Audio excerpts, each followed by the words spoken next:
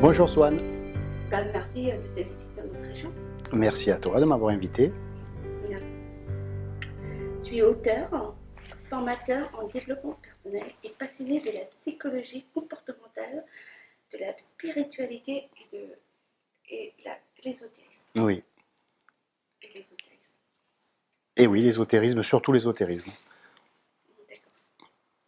Peut-être nous expliquer ce que tu fais exactement, ce que tu proposes dans tes formations, ce que c'est exactement formateur en développement personnel et cette passion que tu as pour de la psychologie comportementale, spiritualité et ésotérisme.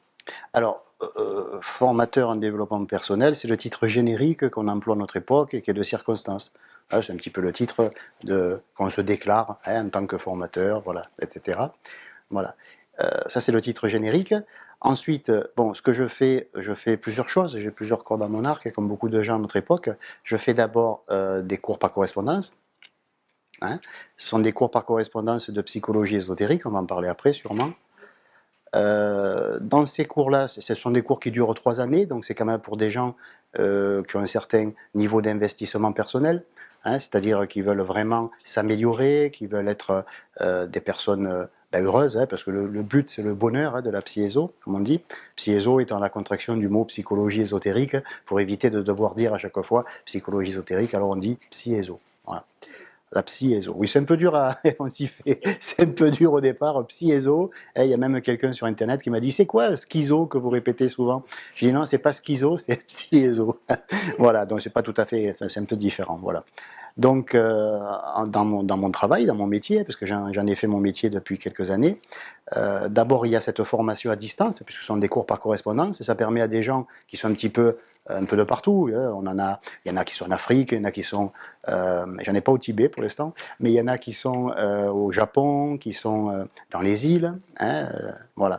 Donc il y a un petit peu de partout, mais il faut bien sûr, faut parler français. Donc ce sont des endroits où soit les gens ont émigré, mais que ce sont des Français, soit alors des pays de langue française, voilà, les Des pays cours d'outre-mer. pardon, tu parlais des cours par correspondance, des cours en ligne.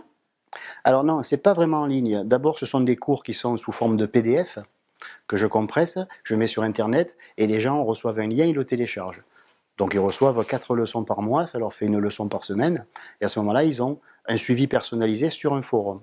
C'est-à-dire que non seulement ils étudient le contenu des cours, mais s'ils se posent des questions, et là tu peux me croire, ils s'en posent, parce que c'est du boulot, ce suivi personnalisé, ils vont sur un forum sur lequel ils sont inscrits, et ils peuvent poser toutes les questions en rapport avec les leçons évidemment, ou même éventuellement s'ils ont un petit problème dans la vie de tous les jours, les aider à le régler, non pas le régler à leur place et pour eux, mais les aider à y voir clair, etc. Parce qu'en fait, la psy-éso, le but de cette psy-éso, ce n'est pas uniquement apprendre de l'ésotérisme ou des choses spirituelles, des choses de l'après-vie, etc. On ne s'occupe pas de ça. On part du principe en psy-éso qu'on est là sur Terre, c'est maintenant, et c'est maintenant qu'on a envie d'être heureux. Pas dans 20 ans, pas plus tard, pas après la mort, maintenant. Donc c'est un travail qui est, on va dire, de chaque instant pour ceux qui travaillent sur eux, et c'est un travail qui est pour l'immédiat, pour maintenant. Voilà. Donc ces personnes-là ont donc des cours, ils suivent ces cours, ils font des exercices pratiques, parce que l'intellect c'est bien beau. Bon, l'intellect, il faut un petit peu l'endormir, il faut un petit peu lui donner à manger, parce que l'intellect se pose beaucoup de questions. Tant qu'il se pose de questions, on ne peut pas se concentrer sur le vrai travail. Une fois qu'on lui a donné à manger, qu'il est repu, à ce moment-là, il se détend, il va faire la sieste, et là on peut vraiment travailler. C'est l'être en tant qu'être humain qui travaille, et c'est plus son intellect, etc., qui travaille. Voilà. Donc il y a ça, ces cours par correspondance, et après il y a un suivi personnalisé sur un forum. Voilà. Et à travers ce forum, ils peuvent poser des questions, et je réponds à ces questions. Voilà. Et ma femme m'aide bien sûr sur ce forum. Voilà, ça c'est la partie cours par correspondance. À côté de ça, bon, on fait des vidéos sur Internet, on en est à peu près à 260. Là, c'est un travail qui est totalement gratuit. C'est pour aider les gens à comprendre ce que c'est la psy-éso, la faire connaître. Après, ma femme et moi, nous sommes des thérapeutes. Nous avons une formation en thérapie, donc on est des thérapeutes, on est des psychothérapeutes plus exactement. Donc on peut éventuellement recevoir les gens dans notre cabinet. On soigne à deux, c'est le côté un petit peu original, on nous l'a déjà dit. Nous au début on n'avait pas fait attention, mais les gens nous ont dit, tiens c'est marrant, vous êtes les seules personnes que je connaisse et qui soignent à deux. Non pas le mari et la femme nécessairement, mais qui soignent à deux. Voilà. Donc on reçoit les gens, je m'occupe de la partie purement psychologique, j'explique aux personnes pourquoi elles ont un problème, de quelle façon il est arrivé, comment le désinstaller, comment s'en libérer. Et ma femme fait le travail énergétique sur le corps, sur le corps psychique, sur le corps physique, s'il y a lieu, etc. Donc un travail à deux. Voilà, ça c'est un aspect de mon travail. Et voilà, et je suis bon, donc auteur, j'ai écrit une douzaine de livres, mais pour l'instant, Oui, justement, voilà, j'allais oui. revenir là-dessus aussi. Tu es auteur, tu as écrit a priori, à ce jour, d'après ce que j'ai vu sur ton blog, 5 ouvrages. Alors voilà, Cinq disons, ouvrages, mais il y aurait oui, dont un est une trilogie, puis mm, un autre qui aurait une suite. ouais.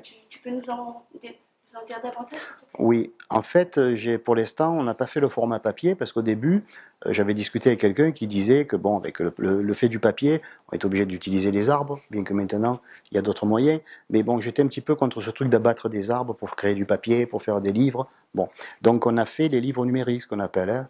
Et là, je me suis fait éditer chez Amazon, sur Amazon, et Amazon a sorti le format numérique de 5 de mes ouvrages. Mais en fait, j'en ai écrit 12, mais les 12 ne sont pas les maquettes ne sont pas terminées, donc les 12 ne sont pas éditables, je dirais. Ils sont encore à un format de travail. Donc Donc en fait, sur 12, il n'y en a que 5. 5 qui sont au format Et numérique du coup, uniquement. les 7 autres, est en cours d'écriture. Voilà. Disons que oui, comme on a beaucoup de travail, ma femme et moi, donc on a un petit peu du mal, j'ai un peu du mal à m'y remettre, mais disons que dans le futur, dans les 3-4 ans à venir, j'espère bien mettre aussi les 7 autres en édition. Et c'est vrai que les gens ont demandé du format papier, parce qu'ils n'arrivent pas à se passer de ce format papier. Bon, je comprends, hein, d'avoir un livre dans sa bibliothèque, c'est sympa, auquel on peut se référer éventuellement, on le ressort, on le remet, et puis c'est décoratif, c'est joli, surtout c'est une belle Oui, couverture. puis tu sais Voilà. aussi, on peut travailler là-dessus, on peut se Voilà. biblioter tout ce que tu veux, Voilà, sur voilà, certaines lignes, revenir là-dessus. voilà, voilà. Ou réécrire mieux que celui qui a fait le bouquin, au cas où. Et j'ai vu que sur ces 5 ouvrages, corrige-moi si je me trompe, sur ces 5 ouvrages, il y a 3 essais et 2 romans. Voilà.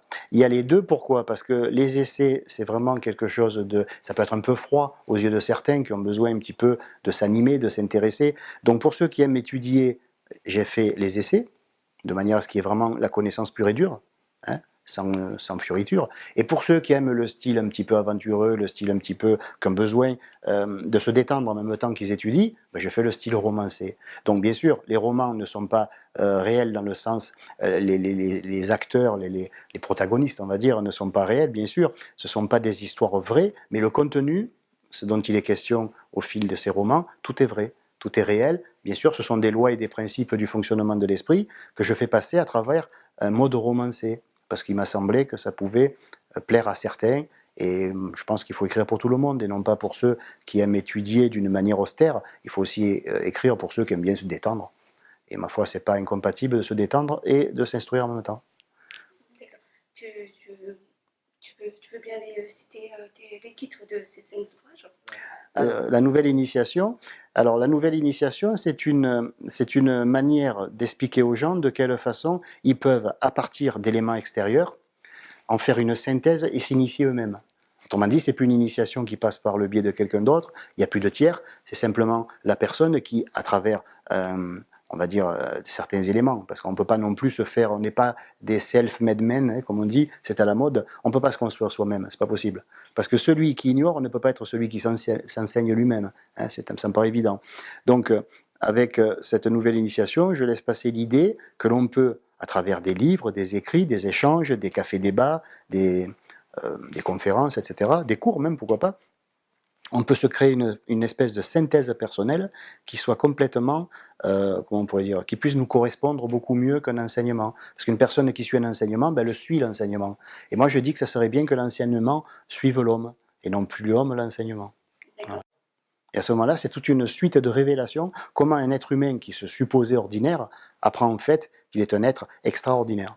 Alors, quant à mon troisième livre, qui se nomme Reporter de l'au-delà, l'idée est originale, c'est une personne, un simple électricien, hein, un ouvrier dans une entreprise d'électricité, qui un dimanche est arrivé en sursaut par son employeur et qui lui dit viens tout de suite, on a un problème sur un chantier, s'il est là, bon, il râle un petit peu, il quitte sa femme et ses enfants sans leur faire la bise, sans leur dire au revoir, il part comme un fou, paf, il passe sous un pont, il dérape et il se tue en voiture.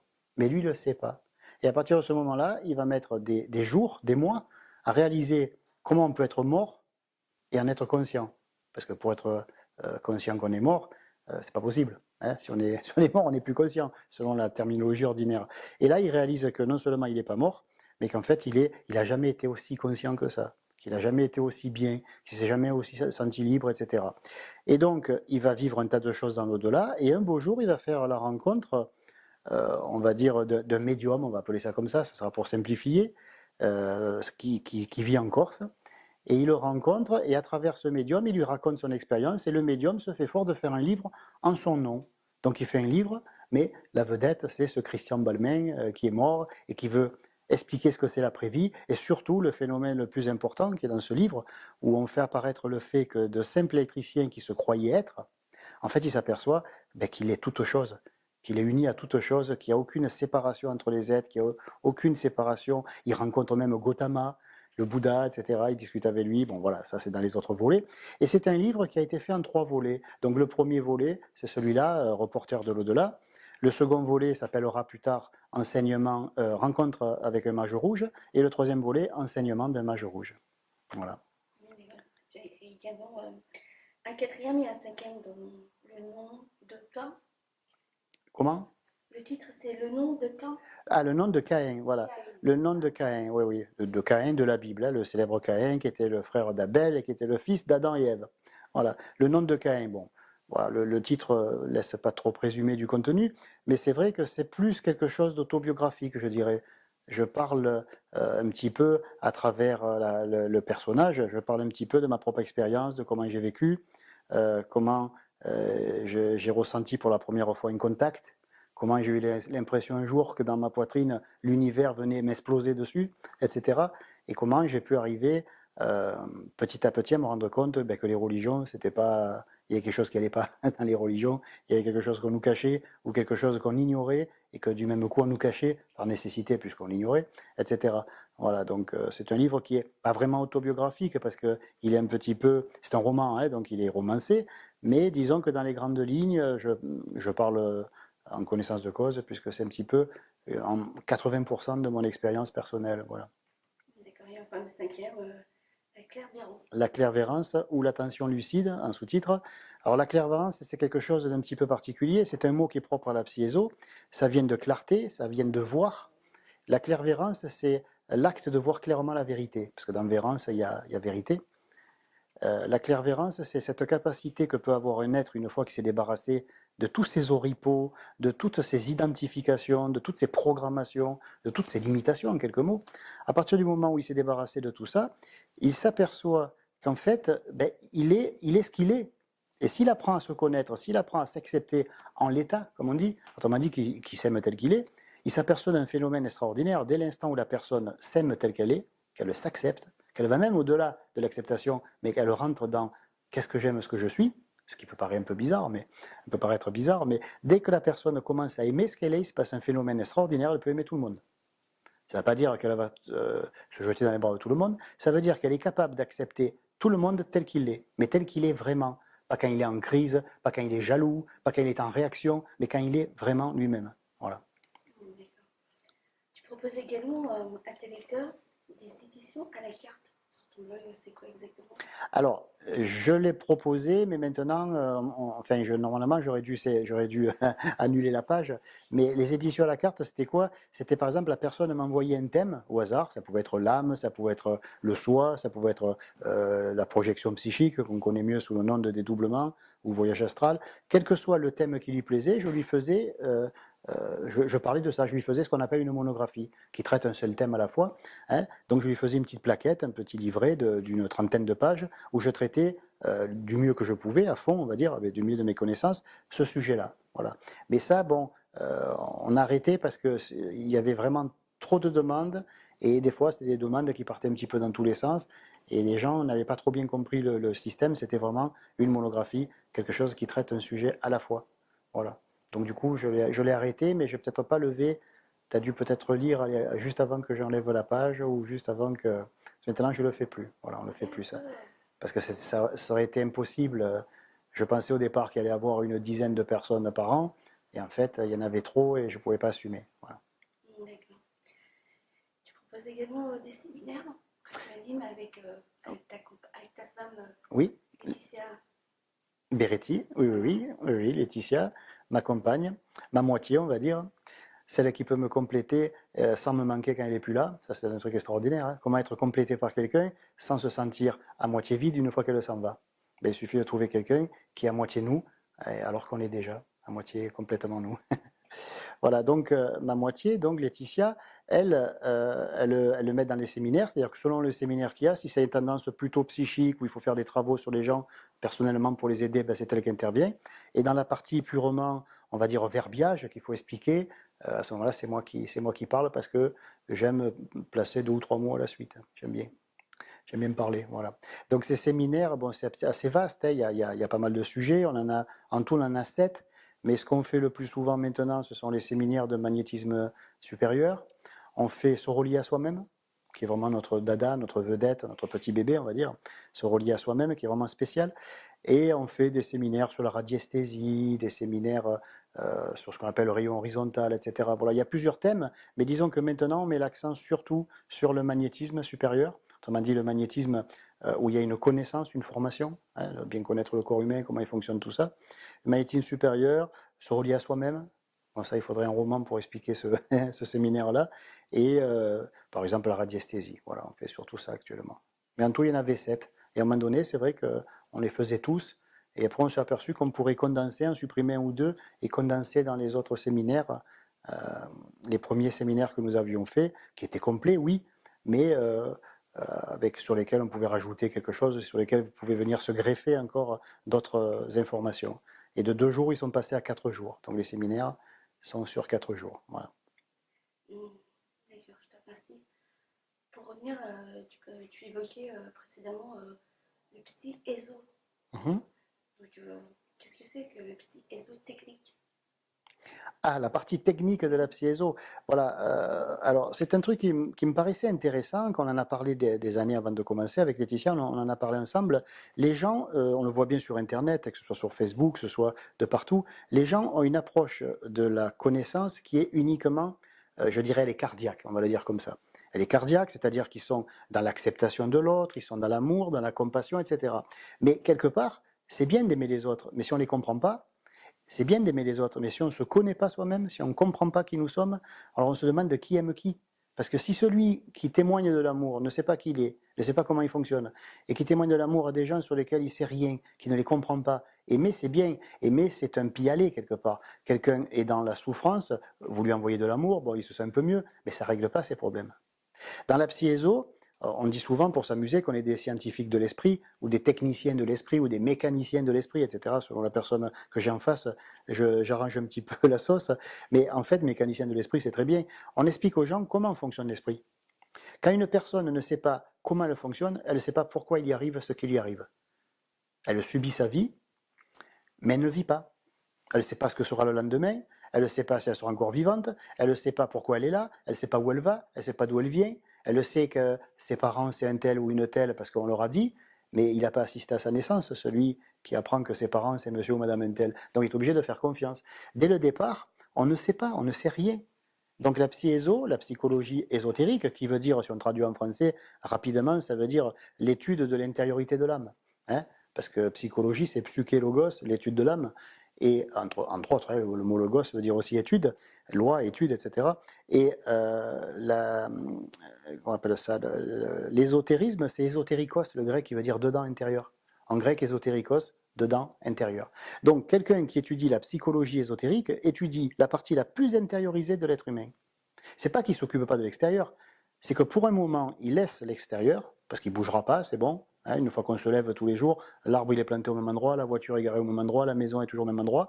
Donc on peut se donner quelques temps pour souffler, s'intérioriser, voir ce qu'on ressent, comprendre pourquoi on le ressent, savoir qui on est, où on va, d'où on vient. Et une fois qu'on a ces réponses, on est tranquille. Et là, on peut aborder la vie d'une manière dépassionnée, d'une manière, on va dire, confiante. Allez, voilà. Donc la psyéso, c'est vrai qu'elle est très technique, mais c'est 3 ans d'études, c'est pas toute une vie. On sacrifie 3 ans de sa vie, et je parle de sacrifice alors qu'en fait c'est un plaisir hein, d'étudier la psyéso. Mais on va dire, allez, au pire, on va dire que pendant 3 ans, on sacrifie 3 ans de notre vie à l'étude de qui nous sommes, comment nous fonctionnons, et surtout pourquoi. Parce que comment on fonctionne, c'est une chose, mais pourquoi, c'en est une autre. Bon. Et une fois qu'on a appris ça, qu'on a compris, qu'on s'est appris, qu'on s'est compris, à ce moment-là, on peut aborder la vie. Et là, on sait qui vit, qui regarde, qui mange, qui boit. Alors qu'avant, on ne sait pas. On dit moi, mais c'est qui moi? Où commence moi, où finit moi? D'où il vient moi? Quel est le vrai nom de moi? Parce que moi, c'est pas un nom. Moi, c'est une expression populaire. Vous voyez? Voilà. Donc, ces choses-là sont importantes, à mon avis, parce qu'une fois qu'on a appris toutes ces choses-là, on peut être celui qui agit. Je sais qui je suis. Ben maintenant, je vais poser un acte. Et cet acte, il sera posé d'une manière intelligente, d'une manière pleinement consciente. Parce que je sais non seulement qui je suis, je sais ce que je vais faire, mais je sais ce que ça implique par ailleurs, ce que ça va donner comme résultat, etc., etc. Ça, c'est la psychologie ésotérique. Autrement dit, l'art de connaître les lois et les principes qui régissent le fonctionnement de l'esprit. Voilà.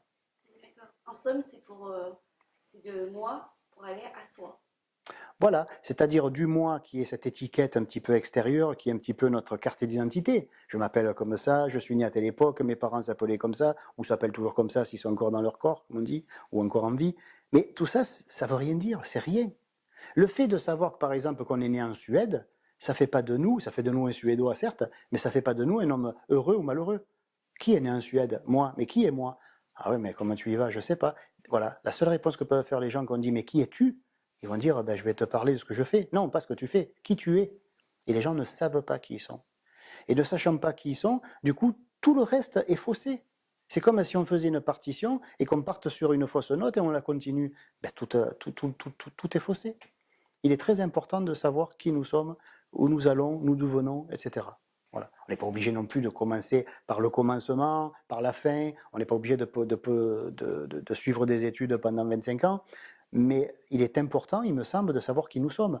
Parce que par ailleurs, sur Internet, je vois souvent des gens qui se réfèrent à ce texte qui était gravé sur le fronton du temple de Delphes, en Grèce, Niotis et Oton. En grec, bon, je le prononce à ma façon.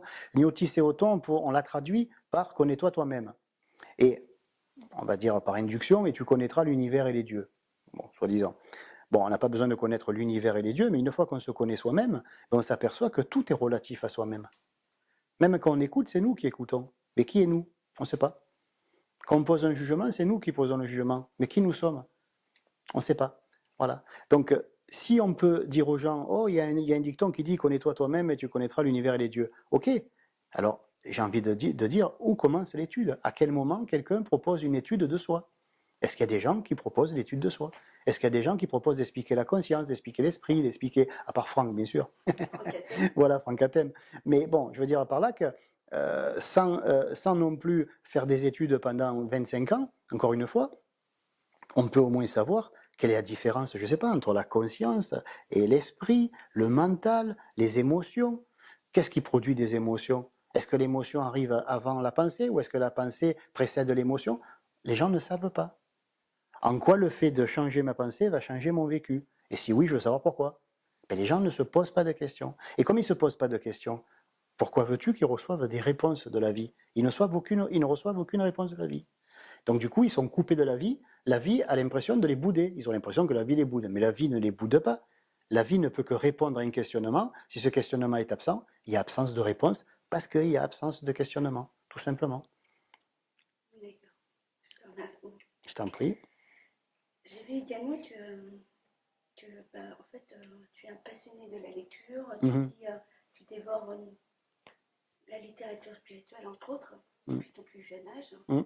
Et qu'à travers toutes ces lectures, très tôt, tu t'es aperçu que les sages, les initiés, les maîtres Mhm. avaient une vie très difficile. Comment l'expliques-tu et quel est ton constat, quelle est ta conclusion? Alors, avant de parler de constat de conclusion, en tout premier lieu, ça a été un choc pour moi. Quand j'étais jeune et qu'on me parlait de quelqu'un, je voulais tout connaître de lui. Parce que ça m'intéressait ce qu'il disait. Mais je voulais savoir qui parle, qui instruit, qui, toujours qui. Hein, je voulais mettre cette question, je la mettais avant tout verbe, avant tout adjectif. Je veux savoir qui me parle, qui est cela qui me parle, ou la personne, etc. Bon. Et la première chose qui m'a choqué quand j'ai étudié tous ces grands êtres du passé, je ne parle pas des très très grands maîtres, mais je parle des gens connus, des gens qui ont marqué l'histoire de l'ésotérisme ou de la spiritualité, je me suis aperçu en étudiant, ce n'est pas un jugement, c'est un simple constat que peut faire n'importe qui. Hein, il ne s'agit pas de me croire sur parole, il suffit de constater et c'est tout. Ces gens-là avaient une vie qui était des fois pauvre, si ce n'est inexistante. Ils n'avaient pas de vie de famille, ils n'avaient pas de réussite sociale. Sous prétexte qu'ils étaient mystiques, il fallait qu'ils soient pauvres. Il y avait une espèce d'association d'idées comme ça, très morbide. Je suis quelqu'un de spirituel, donc je n'ai pas besoin d'argent. Bien sûr, personne n'a besoin d'argent. Mais tout le monde en a l'utilité. Ce sont deux choses différentes. Si j'ai pas d'argent, je ne peux pas l'utiliser. Si je l'utilise pas, j'ai rien. Mais de là à dépendre de l'argent, c'est un autre souci, c'est un autre débat. Donc voilà, on en a l'utilité, on n'en a pas le besoin. C'est pas un besoin l'argent. Bon. Et donc, ce qui m'avait choqué, j'étais jeune, j'avais entre 15 et 16 ans, j'ai dit, mais qu'est-ce qu'il arrive à ces gens-là? Pourquoi ils sont pauvres? Pourquoi ils ont divorcé 4-5 fois? Pourquoi l'autre a fini de vivre seul? Et pourquoi surtout on est arrivé à se trahir lui-même en disant, je n'ai plus besoin de femmes? Alors qu'en fait, on s'aperçoit quand on lit les biographies, on s'aperçoit qu'ils avaient peur des femmes. Pourquoi ils auraient peur des femmes? Quel a été leur vécu? Comment les a élevés leur maman? Est-ce que leur maman les aimait? Est-ce que leur maman les a battus? Que sais-je? Bon, ça m'intéressait, ça me passionnait. Et je me suis aperçu que ces gens-là avaient une connaissance, mais extraordinaire, bien sûr. Il n'y a pas question de remettre en cause de la connaissance des maîtres du passé. Mais à côté de ça, le côté humain, on aurait dit que c'était un choix. Ou je suis un initié, alors je rate ma vie socio-professionnelle, par exemple, hein, pour dire des mots d'aujourd'hui, ou alors je réussis ma vie socio-professionnelle, mais je ne suis pas un initié. Comme si les deux étaient incompatibles. Et ça m'a choqué.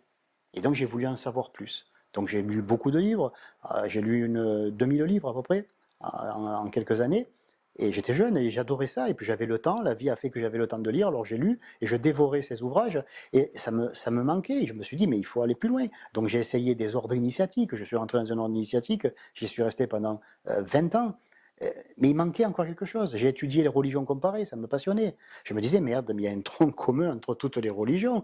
Pourquoi cette religion dit ça, l'autre dit ça? Et on dirait qu'elles ont puisé au même endroit, mais qu'elles n'ont pas réussi à parler de la même chose. Comment peut-on puiser au même endroit et ensuite en parler d'une manière différente?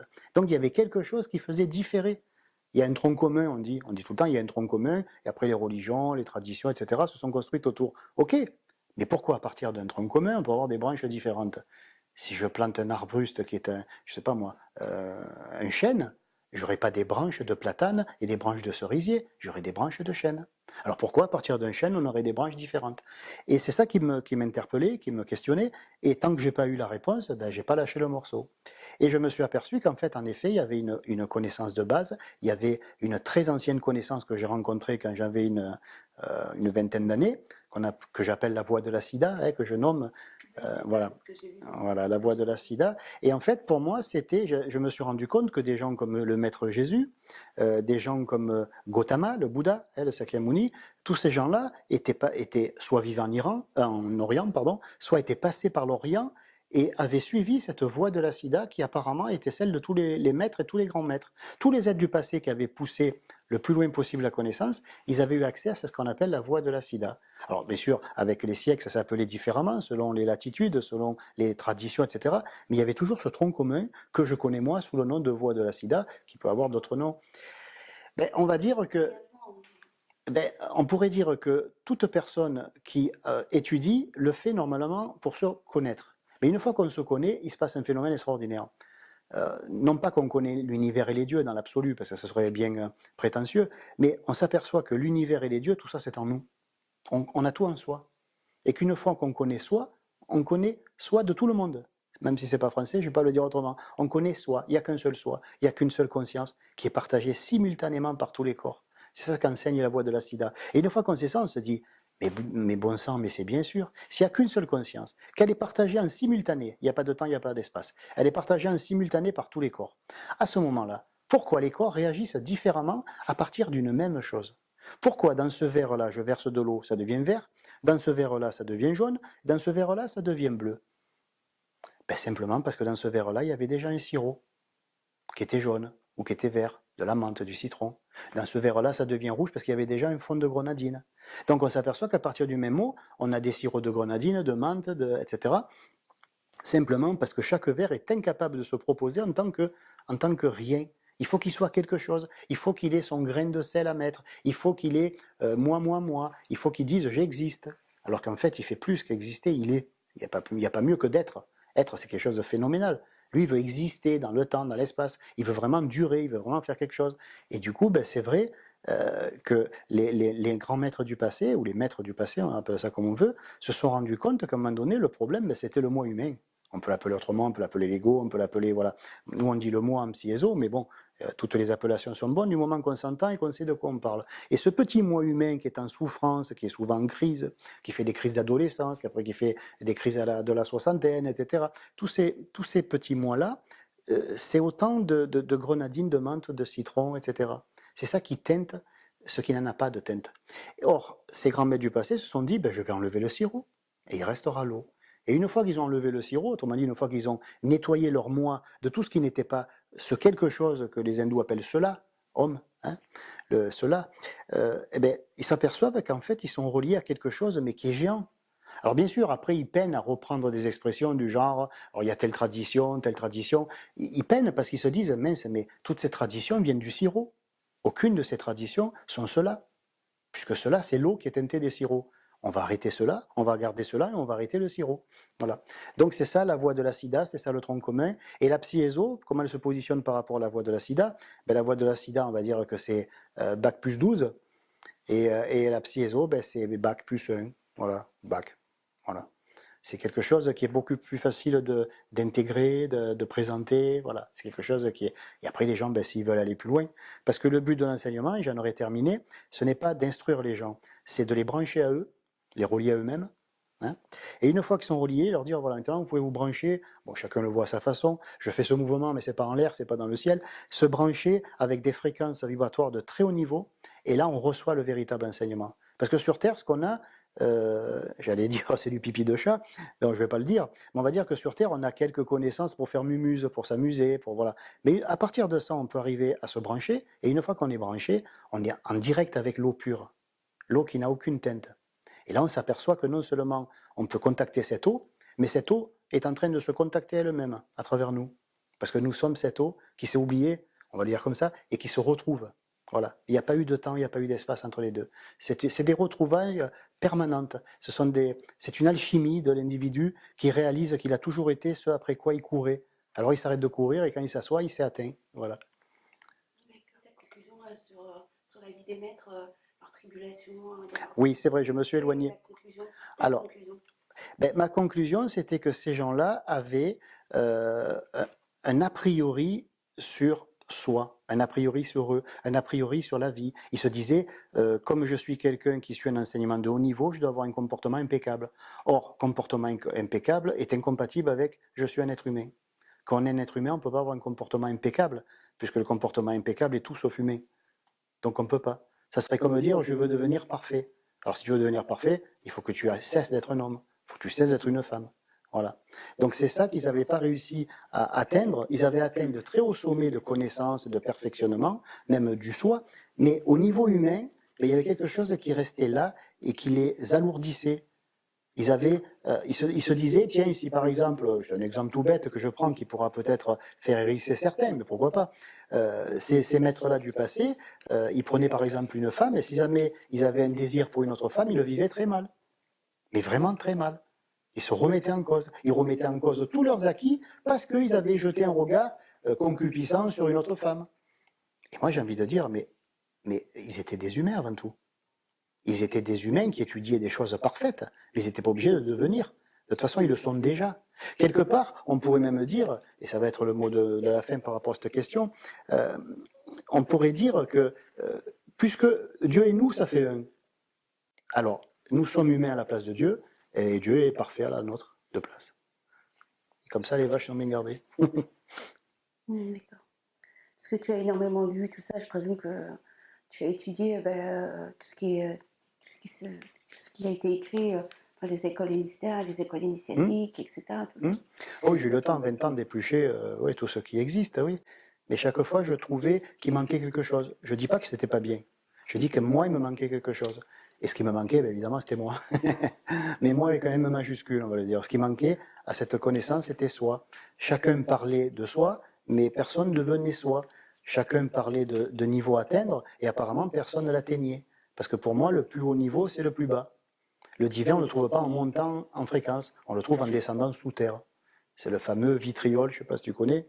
Hein, en latin, vitriol, les lettres vitriol, visite l'intérieur de la terre, et en rectifiant, tu trouveras la pierre sacrée. Voilà. Voilà. Et je pensais que c'était extraordinaire, le mot latin, rectificando, les gens disent, ils le traduisent par rectifier. En fait, c'est se retourner. Si on se retourne, tandis qu'on regarde Dieu, qui on voit? L'homme. Et du coup, on voit ce que Dieu regarde. Parce que tandis qu'on regarde Dieu, Dieu nous regarde. Et tandis qu'on veut aller vers Dieu, Dieu dit merde, je voulais venir vers toi. C'est couillant ce qui nous arrive. Alors si tu viens vers moi, ben, je t'accepte. Mais moi, je suis en train de descendre vers toi. Et tu me veux pas. Tu me veux pas sur terre. Parce que tu penses que le temple, il est impur. Tu penses que tu n'es pas digne de moi. Alors tant que tu penseras ça, en effet, tu ne seras pas digne de moi parce que tu vis ce que tu penses. Voilà, l'être humain devait changer cette pensée.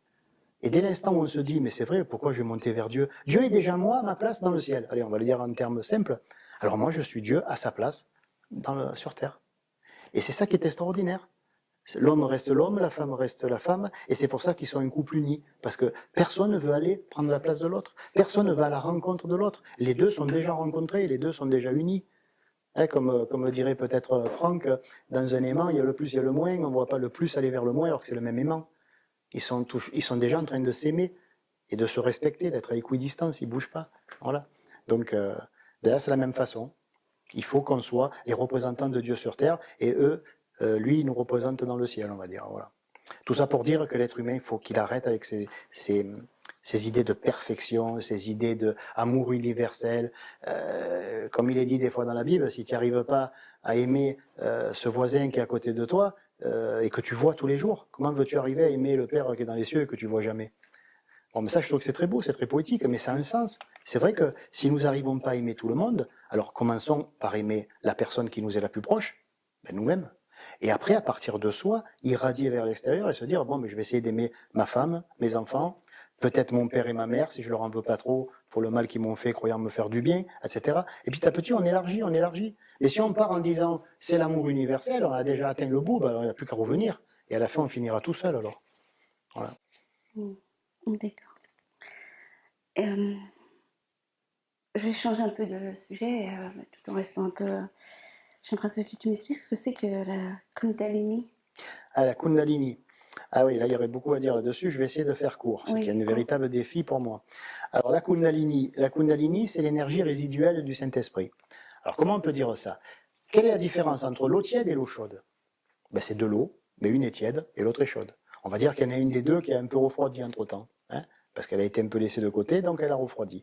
Et bien, pour la Kundalini, c'est la même chose. Il n'y a pas deux choses différentes. Le Saint-Esprit, qui est, on va dire, il n'est pas dans le ciel, mais le Saint-Esprit qui est d'une manière, il est, j'allais dire explosé, il est réparti, il est infusé, il est comme ça dans l'air autour de nous, dans le cosmos, on va dire. Et la Kundalini, par contre, elle est dans notre sacrum. Elle est enroulée en 3 tours et demi, comme ça, dans le sacrum. Et cette énergie-là, elle est là pour nous purifier. Les gens essayent de me faire monter la Kundalini pour s'illuminer, ce qui est aberrant. Parce que s'ils arrivaient à être illuminés en étant impurs tels qu'ils le sont, autrement dit en étant tout sauf ce quelque chose qu'elle va révéler la Kundalini, ben ça serait une catastrophe. Or la Kundalini, elle est plus sage que nous, et elle est à notre place, qu'elle monte, et elle ne fait pas que monter d'une manière géographique, elle ne fait pas que monter du bas vers le haut, elle monte surtout en fréquence. Et dès l'instant où la Kundalini monte en fréquence, elle nettoie, elle purifie notre organisme, elle purifie nos nadis, et elle fait en sorte que notre corps psychique devienne capable de recevoir une fréquence de très haut niveau. Parce que si l'énergie du Saint-Esprit, la langue de feu sur les apôtres dans la Bible, si le Saint-Esprit descend en nous tel que nous sommes en l'état au départ, ben, il crame tout. C'est normal. Ou au pire, on ne va pas en profiter parce qu'on vibrera vraiment trop bas et lui vraiment trop haut. Donc la Kundalini, elle a pour rôle de nous purifier, de nous nettoyer, de lever tout ce qu'on appelle les samskaras en sanskrit, hein, autrement dit toutes les impuretés, tous les résidus de pensée qu'on a abandonnés. On avait une idée, on l'a laissée de côté, après on en avait une autre, on est passé à une autre. Et en fait, on a un tas dans nos cellules comme ça, au niveau énergétique, on a un tas de résidus. Notre corps est une véritable poubelle qui est construit à partir de pensées qui ont été terminées, quelques-unes, mais surtout de pensées inachevées, de buts qui n'ont pas été atteints, etc. Donc ce sont comme si on changeait d'avis. Ce sont des résidus karmiques, ce qu'on appelle, ou des samskaras. Et à partir de ces samskaras, il y a une mouche qui m'aime beaucoup. À partir de ces samskaras, nous avons donc la Kundalini qui va monter, qui va nettoyer tout ça, de manière à ce que le canal soit lisse et vide. Pourquoi? Si descend le Saint-Esprit là-dedans, ça ne va pas frotter sur des particules, ça ne va pas s'échauffer, et ça ne va pas nous brûler. Voilà. Donc cette Kundalini, elle n'a jamais été faite pour nous illuminer. Elle est faite pour nous nettoyer. Et une fois qu'elle est vraiment montée en fréquence et qu'elle a purifié le corps, l'organisme, les nadis, les circuits, etc., à ce moment-là, le Saint-Esprit peut descendre. Voilà. Là, je parle de choses que je connais, que j'ai expérimentées, bien sûr. Parce que des fois, on me dit, vous êtes technique, mais vous ne parlez pas de vos expériences. Et bien sûr, puisque mon but est de parler de la technique et pas de moi. C'est pas moi la vedette, c'est la technique. Je suis là pour parler de ce que j'ai appris, de ce que j'ai vécu, bien sûr, parce que je ne vais pas en parler alors que je ne l'ai pas vécu. Mais le but n'est pas de me mettre en vedette, le but c'est de mettre en vedette une connaissance qui me paraît extraordinaire, que j'admire, que j'aime depuis 35 ans maintenant. Voilà. Et ce fameux Kundalini, parce qu'on dit souvent que le Kundalini, c'est ce dragon qui siège dans notre colonne vertébrale et qu'il y a mille et une façons de le réveiller. Hein.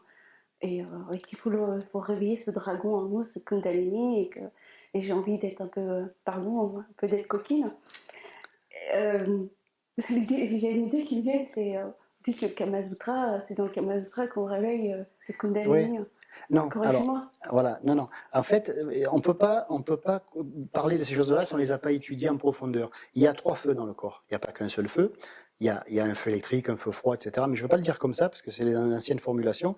Je vais dire qu'il y a le feu gastrique, autrement dit une énergie qui permet au système gastrique de fonctionner. D'accord? Bon, c'est celle-là que des fois les gens, en voulant élever la Kundalini, ils élèvent et ça leur brûle. Ça brûle, ça peut brûler d'ailleurs la structure qui est très fragile du cerveau et ça peut brûler les nerfs. Voilà. La personne, elle sent une douleur et une chaleur, mais qui est atroce dans le dos, dans la moelle épinière, c'est parce qu'elle a réveillé le feu gastrique. Ce feu se mélange au système nerveux cérébrospinal, au système nerveux central, et la moelle épinière, et en se mélangeant, il change la fréquence de la moelle épinière, et au lieu d'être simplement conscient, parce que c'est grâce à ça qu'on peut toucher ce qui est chaud, ce qui est froid, c'est les nerfs du système nerveux cérébrospinal, au lieu de ressentir, on ressent plus qu'une seule chose, c'est une douleur atroce. Et ça peut durer comme ça des jours. Bon, c'est supportable parce qu'on n'en meurt pas, mais c'est très très douloureux. Et les gens qui disent moi ça m'a brûlé la Kundalini, c'est qu'ils se sont trompés de feu, ils ont fait des exercices, ils ont fait n'importe quoi, sans être suivis par un professeur ou par n'importe quoi, un prof de yoga, n'importe quoi, et quelqu'un qui s'y connaît, quoi, qui sait ce qu'il fait. Et du coup, ils ont éveillé un des 3 feux et pas le bon, le feu gastrique. Après, on a le feu sexuel. Voilà, c'est celui-là qui est le plus coquin, et c'est ce feu-là sur lequel travaillent, on va dire, les tantrikas. Laetitia et moi sommes des tantrikas, donc on sait de quoi on parle aussi. C'est un feu que l'on peut activer sous certaines conditions, et c'est vrai qu'on n'est pas obligé. On peut continuer à aimer les femmes si on est un homme, on peut continuer à aimer les hommes si on est une femme. C'est pas là le débat. Mais disons qu'on n'est pas obligé non plus de faire ça 10 fois par jour, comme des animaux, être toujours avec la langue qui pend, la bave aux lèvres. Voilà. Ce que je veux dire, c'est que les gens à notre époque se servent de ce feu pour se changer les idées. Ils vont faire l'amour comme d'autres aller au cinéma ou jouer aux boules. Voilà. Donc eux, ils font l'amour, ils essayent de s'étourdir. Et quelque part, c'est vrai que ce feu-là, quand il se mélange à la moelle épinière aussi, à l'énergie de la moelle épinière, à ce moment-là, ça peut donner l'impression justement qu'on est plus fort, qu'on est devenu viril si on est un homme, ou qu'on est au-dessus de plein de choses si on est une femme, etc. C'est pas dangereux, mais le problème, c'est que ça va créer des désordres au niveau du fonctionnement. Comment on appelle ça déjà? C'est un mot qui m'a toujours fait rire et du coup je ne l'ai pas retenu, le fait d'avoir des envies sexuelles. Là, il y a un nom, je ne sais plus lequel c'est. C'est pas sex appeal Non, non, non, le fait d'avoir envie, d'avoir des désirs, le fait de... Hein, la libido. La libido. Voilà, la libido. C'est un nom qui m'a toujours fait marrer. Et du coup, comme je me marre, après, je n'arrive pas à le retenir. Voilà, la libido. Ça peut agir au niveau de la libido. Alors qu'au départ, les tantrikas, ils n'élèvent pas l'ensemble du feu sexuel. Ils en prenaient une petite partie. Et cette petite partie, il la transmutait, c'est-à-dire qu'il la faisait monter en fréquence. C'était des véritables alchimistes. Et en faisant monter en fréquence, ils pouvaient stimuler l'activité d'une glande importante qui est dans le cerveau, qu'on appelle la glande pituitaire ou l'hypophyse. Voilà. Donc l'hypophyse se mettait à fonctionner de 2 à 3 fois plus, ce qui est déjà énorme. C'est comme si par exemple ton intelligence, tu la multiplies par 2 ou par 3. Et toutes les capacités qui vont avec. Parce que cette glande est très importante, c'est le chef d'orchestre de toutes les autres glandes endocrines, etc. Donc c'est une connaissance qui est très pointue. Là je résume, je ne veux pas faire trop technique, mais c'est une connaissance qui nécessite 1 an et demi d'études, rien que pour ça. Donc voilà, il faut savoir, voilà, c'est dans la vie, il faut savoir si on veut mettre le temps d'apprendre ou faire n'importe quoi. Et après, il y a le troisième feu, qui est le feu de la Kundalini, qui lui sert à purifier. Voilà. Donc c'est comme si on disait que ce feu va nous repolariser. La Kundalini, elle fait quoi finalement? Imaginons, je vais donner un exemple, imaginons qu'une énergie veut rentrer en nous. Mais pour rentrer, il faut qu'il y ait la bonne polarité. Il faut que cette énergie ait une polarité et que notre corps psychique ait une polarité inverse, mais complémentaire. Par exemple, elle le plus, là ici moins, et les deux vont s'attirer. Bon. Mais si la Kundalini n'a pas nettoyé le corps, il n'a pas la bonne polarité psychique. Parce qu'on a 3 niveaux de polarité, physiologique, psychique et spirituel. Donc au niveau psychique, il est très important que notre âme, notre corps psychique ait la bonne polarité. Si elle n'a pas la bonne polarité, l'énergie du Saint-Esprit ne peut pas descendre. Et si on force ça, parce qu'il y a encore des exercices secrets, soi-disant, comme m'a parlé une personne un jour, j'ai eu les cheveux qui se sont hérissés, il avait appris une technique, soi-disant, enfin, je le crois, parce que bon, ça avait l'air de tenir la route, pour faire descendre de force le Saint-Esprit. J'ai dit, ben, si tu veux mourir, vas-y, il n'y a pas de souci. On te retrouvera sur le paillasson un petit tas de cendres, quoi, parce que tu vas te faire cramer, tu vas pas être illuminé. Voilà, parce que c'est pas fait comme ça. Quand on fait une chose, on s'y prépare. Voilà. Pourquoi certaines femmes, par exemple, même si ça a l'air de ne pas être en relation, c'est en relation, au moins avec le feu sexuel, pourquoi certaines femmes sont déçues après avoir fait l'amour la première fois de leur vie? Parce qu'elles ne se sont pas préparées. Mais comment veux-tu qu'elles se préparent? Personne ne leur a appris qu'il y avait la possibilité de se préparer. Alors du coup, elles n'ont pas demandé, parce qu'elles ne savaient pas qu'il y avait quelque chose à savoir. Voilà. Donc il y a toute une espèce d'enchaînement de cause à effet, de cercle vicieux autogène, comme on dit en psyéso, qui fait que la personne, ne sachant pas qu'elle peut apprendre, elle ne demande pas à apprendre. Parce qu'elle ne sait pas qu'elle peut demander et elle ne sait pas qu'elle peut recevoir une réponse. Il n'y a pas de circulation comme ça. Et il y a de moins d'échanges entre les gens actuellement. Les gens savent, le gardent pour eux, et disent aux gens, il faut aimer ton prochain. Moi, quand j'entendais ça, quand j'étais jeune, je disais, pourquoi? Ben, il faut l'aimer. Oui, mais s'il n'est pas aimable. Autrement dit, s'il n'est pas digne de mon amour, qu'il n'est pas aimable. Ah oui, mais il faut l'aimer quand même. Quand même. Oui, mais c'est pas rendre service. Si j'aime quelqu'un qui se comporte comme un véritable cochon, je cautionne non seulement sa cochonnerie, mais je l'encourage à continuer à être un cochon, puisque je lui montre que j'aime ce qu'il est. Donc il y a une différence entre aimer l'être tel qu'il est, dans son état d'être conscient, et ce qu'il produit en tant que petit moi ou ego, etc. Donc c'est ça qu'il faut aimer. C'est bien beau de dire aux gens, vous devez aimer votre prochain. Oui, à condition que mon prochain soit mon prochain. C'est-à-dire moi, la prochaine fois. Moi, autrement. Mais toujours moi, toujours comme moi. C'est-à-dire qu'il fait un effort pour être aimable. Alors il est digne de mon amour, etc. Mais s'il ne fait pas d'effort pour être aimable, et quel est l'effort à faire pour être aimable? Ben, c'est plutôt un anti-effort. Il faut cesser de faire. Il faut cesser de vouloir être. Nous sommes déjà. On est déjà terminé. On vient sur Terre, on est déjà fini, entre guillemets. Autrement dit, on est parfait tel que nous sommes. Et on essaye de s'ajouter des choses, de se retrancher des choses, alors que tout va bien. On est unique. On ne peut pas être comparé. L'unique ne peut pas être comparé. Parce qu'il n'y a rien d'autre à comparer puisqu'il est unique. Donc du coup, on nous a appris qu'il fallait être comme notre prochain, qu'il fallait aimer notre prochain, qu'il fallait faire ceci, qu'il fallait faire cela. Et on est complètement paumé. Arrivé à 18 ans, les jeunes maintenant, ou 20 ans, ils sont complètement paumés, les pauvres. C'est pas de leur faute. On leur a dit, il faut pas, et ils suivent des il faut pas, sans savoir pourquoi, sans savoir l'historique du il faut pas, d'où ça vient, qui a lancé cette idée, d'où lui-même il a pris. Alors on demande des références, mais ça c'est un piège. On demande beaucoup de références à notre époque. Quand par exemple je dis à la psyéso, on me dit, ah, ben, quel est ton diplôme, mais il ne peut pas y avoir de diplôme qui sanctionne la connaissance une fois qu'on se branche et qu'on la reçoit directement. Quel diplôme pourrait sanctionner ça? Et encore faudrait-il que celui qui offre le diplôme ait lui-même la même connexion. Donc on ne peut pas. Donc il n'y a pas de source. La seule réponse, quelles sont vos sources? Ben, soi, moi, nous. C'est pareil, il n'y a pas de mots pour le dire. C'est une seule chose. C'est ça, ma source. C'est la source unique. Il n'y en a qu'une. Et après, les gens se sont arrogés le droit de donner des diplômes, de donner des qualifications. C'est très bien, ça peut aider. Parce que sinon, pour certains, on va pas se faire opérer par un chirurgien s'il a juste son CAP de mécanique auto. C'est un petit peu gênant. Voilà. Mais à côté de ça, il ne faut pas non plus en faire une règle, en faire une loi. Voilà.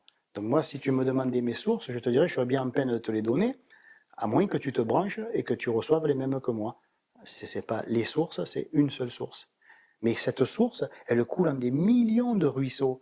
J'ai fait quelques-uns de ces ruisseaux, une vingtaine, une trentaine, et à un moment donné, je me suis arrêté. Je me suis dit, mais c'est bizarre. Là, le ruisseau, il est vert, là, il est bleu, là, il est jaune. Mais l'eau, c'est toujours la même. Alors j'ai analysé l'eau. Et au lieu de trouver l'eau, je me suis trouvé moi. Voilà. D'accord, je te remercie bien. Tu parles beaucoup, encore une question avant de... Bien sûr. Tu parles beaucoup de soi, de aimer, tout ça. Alors j'ai envie de te poser la question, c'est quoi l'amour? Ah, c'est une énergie. Je ne le vois pas. Je ne confonds pas. Je fais la différence entre l'amour et la tendresse et l'affection.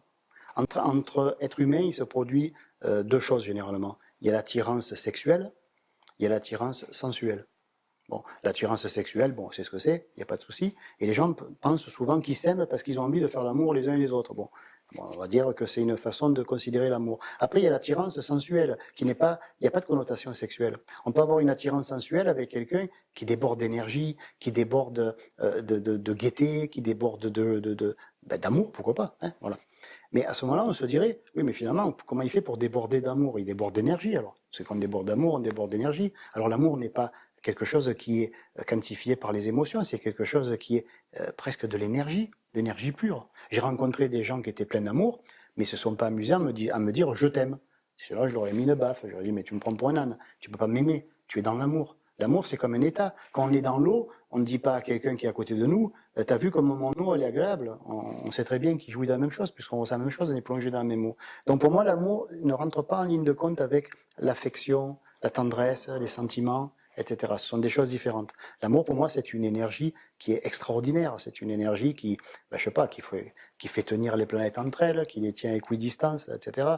Donc pour moi, c'est une énergie c'est un feu dévorant. Voilà, c'est comme ça que je l'ai appris dans la voie de la sida. C'est un feu dévorant. Imagine un ogre qui a une bouche qui prend la moitié d'une galaxie et il avance et il dévore tout.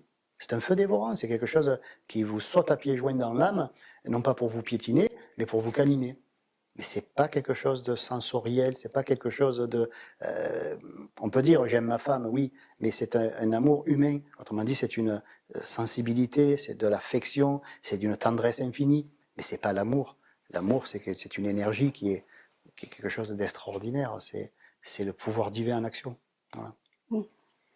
Merci beaucoup pour ces réponses. Et enfin, j'aimerais.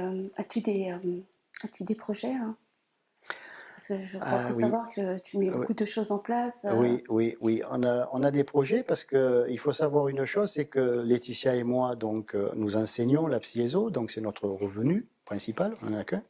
Et à côté de ça, on donne donc des séminaires, ces séminaires sur 4 jours. Et l'argent qui est récolté, nous prenons 10% pour nous, pour les frais. Et le 90%, ça va dans une association culturelle qui s'occupe des animaux, de la permaculture, bon, de pas mal de choses, mais surtout des animaux. Et cet argent nous permet, par exemple, là dernièrement, on va prendre des sœurs jumelles, si je ne me trompe pas, des sœurs jumelles des agnelles, hein, ça s'appelle, oui. C'est plutôt ma femme qui s'en occupe, cette partie. On va prendre des agnelles et elles sont jumelles. Et on leur a construit une bergerie rien que pour elles. Elles ont 2000 mètres carrés qu'on a clôturé que pour elles. Et tout ça, bien sûr, ça nécessite de l'argent. C'est pour ça que l'argent est un parfait utilitaire. C'est quelque chose, c'est une utilisation, l'argent. C'est pas un besoin. On n'a pas besoin de prendre des animaux. Mais dès l'instant où on se dit, tiens, il serait utile de leur sauver la vie parce que lui va partir à l'abattoir, cette chatte, on y a coupé une jambe, elle a 2 ans, personne ne va la vouloir. En plus, elle supporte pas les autres chats, elle supporte pas les autres chiens. Ben, elle va partir, elle va être euthanasiée. Ben, nous, qu'est-ce qu'on fait? Hop, on l'achète. Et cet argent sert à ça. Voilà. Donc ça, ce que nous avons à cœur de faire, c'est notre idée et on est en train de le faire, c'est de pouvoir devenir autonome, avoir assez, c'est pour ça qu'on fait ces séminaires, avoir assez d'argent pour acheter un grand terrain et y mettre plein d'animaux dessus, des vaches, des cochons, des trucs comme ça, et pas n'importe lesquels. Ceux qui risquent de mourir, ceux qui sont malades, eh bien on les soignera et on payera un vétérinaire et ils seront soignés, par exemple. Ou ceux qui vont partir à l'abattoir, ben non, on l'achète à la personne qui va le mettre à l'abattoir. Pourquoi? Parce qu'elle donne plus de lait, cette vache, ou que cette chèvre, elle a un problème. Eh bien on l'achète. Voilà. Mais ça nécessite un budget énorme. Et ce budget énorme, bien sûr, on l'a pas. Mais pour l'instant, il est en train de se construire. Et c'est ce que nous avons à cœur. Alors pourquoi, juste un dernier mot, pourquoi les animaux? Parce qu'après tout, nous sommes des psyésos, on s'occupe de la voie de la sida, on s'occupe de la conscience, de l'esprit. On va dire, mais pourquoi les animaux? Alors, ça c'est un truc qui tient à cœur beaucoup à mon épouse, Laetitia Beretti, c'est que c'est quoi les animaux pour nous? Pour nous, c'est pas quelque chose d'extérieur. Tous ces animaux que je vois dehors, je les sens dedans. Alors c'est quand même bizarre. Pourquoi mes yeux les voient dehors alors que je les sens et je les vis dedans? Bon, il n'y a pas de mots pour l'expliquer, hein, ça, voilà. Mais on va dire, ils sont là.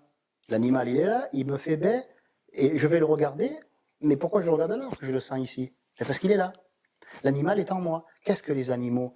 Ce que nous faisons aux animaux, c'est ce que nous faisons à notre propre sensibilité. Parce que l'animal, c'est notre sensibilité.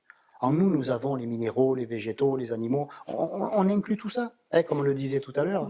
Hein, tu as trouvé ça que c'était mignon, et c'est vrai que je le dis pas assez souvent, parce que bon, c'est plutôt ma femme qui dit des choses qui sont mignonnes, parce que bon, voilà, c'est propre de la femme de pouvoir parler ces choses-là et de s'émouvoir et d'émouvoir les autres. Moi, mon but, c'est d'instruire, c'est pas tant d'émouvoir. Mais je veux dire par là qu'il y a une chose extraordinaire, c'est que nous avons des eaux, nous avons des sels minéraux, nous avons des oligo-éléments, donc on a les minéraux en nous. On a un système nerveux neuro-végétatif. Bah, je m'excuse, mais dans neuro-végétatif, il y a végétatif. Donc on a le monde végétal en nous. D'accord?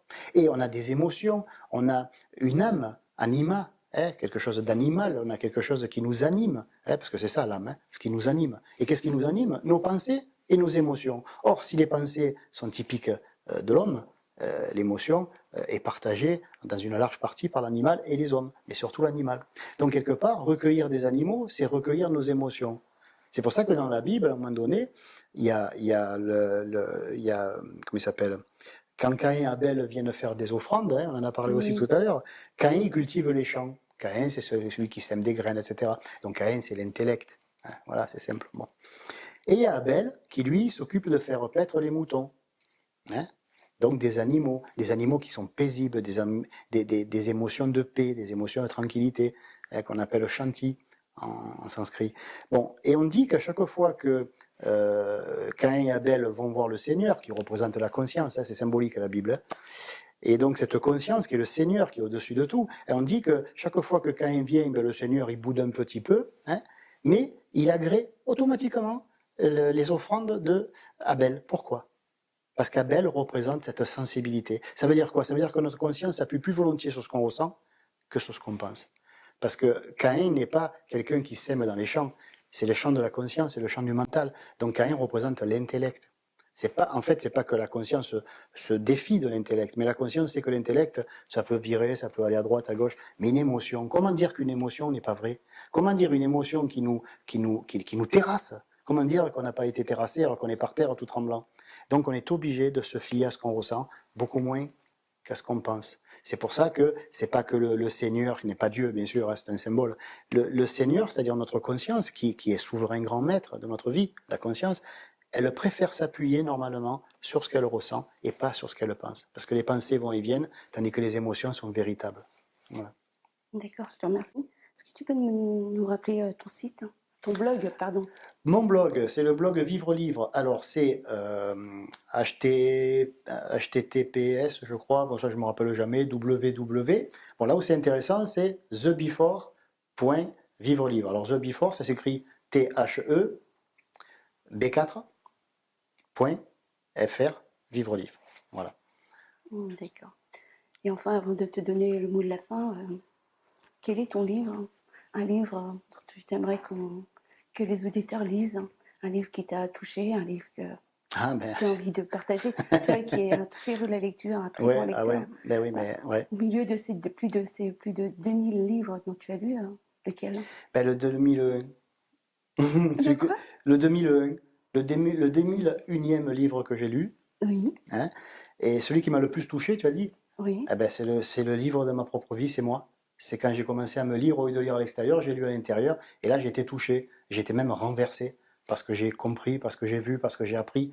Et je souhaite à tous les vidéo-auditeurs de lire le plus beau livre qu'ils puissent lire, c'est eux. Et là ils seront touchés, parce que lire les autres c'est bien, c'est intéressant, mais c'est les autres. Mais se lire soi, c'est renversant, ben, qu'ils soient renversés. Merci beaucoup. Et je vais te laisser le mot de la fin. Souhaites-tu dire un mot, encore un mot aux auditeurs, ou revenir sur dire quelque chose? Ben, ça me ferait plaisir, c'est pas personnel, c'est pas pour moi, ça me ferait plaisir que les gens réapprennent parce qu'ils sont vraiment dans une dynamique d'assistanat. En France, on est dans une dynamique d'assistanat. On nous dit ça, alors c'est ça. Oh, lui, il a dit l'inverse, oh, je sais plus quoi croire. Ben, ne croyez plus. Soyez celui qui sait. Et pour savoir, il faut apprendre. Les gens ne veulent pas apprendre. Ils veulent pas se donner la peine de comprendre. Alors moi, j'aimerais que les gens, et surtout les jeunes, parce que c'est quand même notre futur, les jeunes, hein, parce que nous, on va tous partir, hein, et un jour, il y aura les jeunes qui seront là et qui auront notre âge, et qui feront la nouvelle société. J'aimerais que les jeunes réapprennent à aimer l'étude. Mais pas l'étude extérieure, parce qu'on leur a farci la tête pendant des années de connaissances plus ou moins utiles, plus ou moins intéressantes, je dirais, Mais c'est pas une critique, mais c'est un peu constat, parce que bon, on voit bien que les jeunes qu'on base plus 2, plus 3, plus 4, plus 5, bon, après qu'on leur dit qu'est-ce que tu as appris, qu'est-ce que tu vas faire, ils savent pas. Ils ne savent pas pourquoi, parce qu'on leur a appris des choses. On leur a pas appris à se connaître. S'ils avaient appris à se connaître, ils sauraient instantanément quoi faire, parce qu'ils sauraient instantanément quoi être. Et une fois qu'on essaye de faire avant d'être, ça ne peut pas marcher. On ne peut pas mettre la charrue avant les bœufs, elle vient après. Donc si on veut savoir quoi faire, il faut savoir qui nous sommes vraiment. D'abord se connaître soi. Et une fois qu'on sait qui on est, alors on sait ce qu'il nous reste à faire. Bien. Je te remercie beaucoup, C'est moi. Serge Bassino. Merci beaucoup, merci.